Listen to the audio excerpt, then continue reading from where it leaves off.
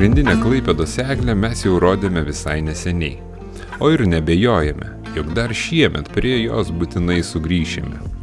Tačiau drąsiai galime teigti, jog dabar matote eglę, pro kurią kasdien praeina gerokai didesnis srautas žmonių nei pro senamiestyje, klaipėdiečius ir miesto svečius džiuginančią žaliaskarę.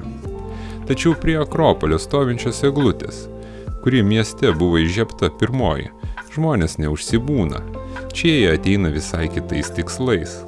Tad ir mes persikelkime į Klaipėdos senamiestį.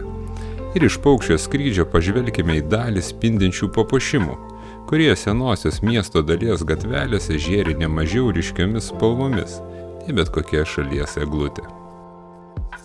Toli gražu tai dar ne visas Klaipėdos spindesys, įkvėptas kalėdinės dvasios, tad ateityje dar turėsime ką jums parodyti.